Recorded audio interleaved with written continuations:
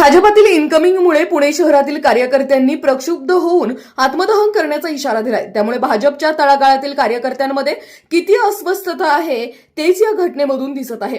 या अगोदर आम्हीच बातमीत दाखवले होतेच, शिवसेना उभाटा गटाचे डॉक्टर अमोल देवळेकर यांना भाजपा प्रवेश दिल्यामुळे कट्टर कार्यकर्ते अनिल क्षीरसागर यांनी आत्मदहनाचा इशारा दिला व देवळेकरांबद्दल काय सांगत आहेत ते पाहूयात। आज जे काही भाजपामध्ये इनकमिंग चालू आहे त्या इनकमिंगच्या याच्यावर काही कार्यकर्ते पुण्यातले नाराज झालेले आहे। टॉप न्यूज पुण्याने याच्या अगोदर पण बातमी लावलेली आहे। जर कधी तळागाळातले कार्यकर्ते 8-8, 10-10 वर्ष भारतीय जनता पार्टीमध्ये काम करत असतील आणि ऐन निवडणुकीच्या वेळेला इनकमिंग करून त्याच कार्यकर्त्यांवर दुसरा उमेदवार जर कधी लादला जात असेल तर ते अन्यायकारक आहे। भारतीय जनता पार्टीची जी चौकट होती, कार्यकर्ता मस्ट, ही चौकट कुठेतरी मोडल्यासारखी आपल्याला जाणवती। तर हे जे आज आत्मदहनाचा इशारा देणारे आपल्या समोर आहेत, काय सांगतायत ते पाहूया आपण। भाऊ सांगा, आपल्यावर काय अन्याय झालेला आहे? अन्याय म्हणजे आम्हाला जो हिंदू विरोधी आहे, जो माननीय मुख्यमंत्री महोदयांनी आवाहन केलं की 15 ऑगस्ट आणि गोकुळ अष्टमीच्या दिवशी मांसाहार बंद राहतील दुकानं, त्या विरोधात त्यांनी 1000 किलो चिकन ज्या ठिकाणी वाटलं मुख्यमंत्र्यांच्या विरोधात, आणि आज त्या माणूस भारतीय जनता पार्टीमध्ये प्रवेश करतो। तर माननीय मुख्यमंत्री महोदयांना आणि आमच्या वरिष्ठ नेत्यांना आमची एकच मागणी आहे की याचा पक्ष प्रवेश रद्द करावा। ज्या इतर पक्षांमध्ये आपण सत्तेला फक्त महत्व दिलं जात होतं इथून माग, परंतु भारतीय जनता पार्टीमध्ये पूर्वीपासून कार्यकर्ता तत्व आणि एक चौकट होती, विचारधारा होती, त्या विचारधारेला कुठेतरी छेद गेलाय, आपल्याला काय वाटतंय? नाही, विचारधारा ही आमची प्रथम तर म्हणजे राष्ट्र, मग पक्ष आणि नंतर मग आम्ही स्वतः, असं सगळं आमचं आहे।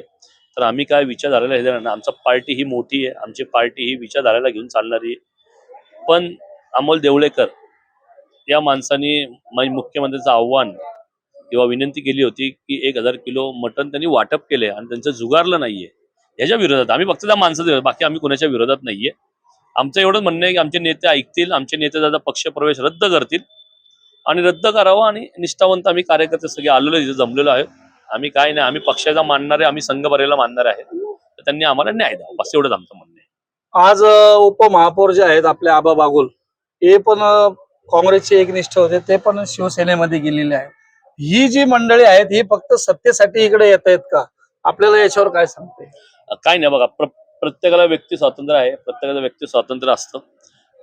जो माणूस ज्याला जे करायचं तो ते करत असतो, काही आमचा त्यामध्ये आक्षेप नाहीये। प्रत्येकाला एक विचारधारा आहे, तो त्या विचारधारेशी राहतो। आम्ही आमच्या विचारधारा, आमची पार्टी फर्स्ट आणि पार्टी विथ डिफरन्स, इतकंच आहे आम्हाला।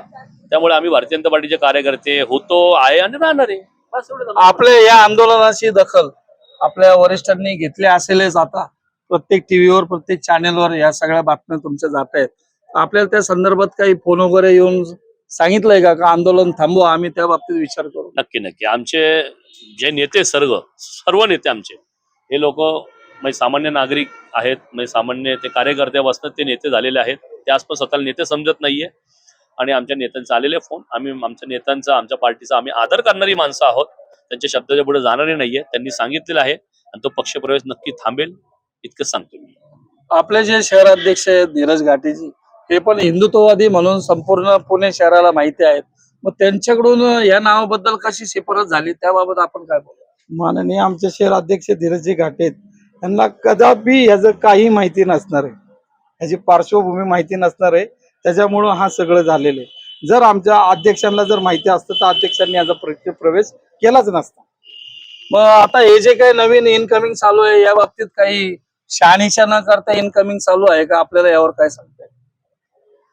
काय त्याच्याबद्दल काय नाही, पण हे जे आहे, हा जो माणूस आहे अमोल देवळेकर, ह्यालाच फक्त आमचा विरोध आहे। हा हिंदू विरोधी आहे म्हणून याला विरोध आहे। आपण किती वर्ष भारतीय जनता पार्टीचं काम करताय? मी किरण क्षीरसागर, मी भारतीय जनता पार्टीचा 2002 पासून कार्यकर्ता आहे। त्याच्या अगोदर माझे वडील होते, आता संघ परिवारात माझा मुलगा काम करतो। तर तुमच्या आता अंगावर पेट्रोल ओतल्याचा आम्हाला वास येतोय। तुम्ही आत्मदहनाचा प्रयत्न केलेला आहे, तर या अशा गोष्टींमुळं वरिष्ठ दखल घेतील असं तुम्हाला वाटतंय का? 100% वरिष्ठ आमचे दखल घेतील आणि वरिष्ठ त्याचा पक्ष प्रवेश रद्द करतील। तर हे होते क्षीरसागरजी।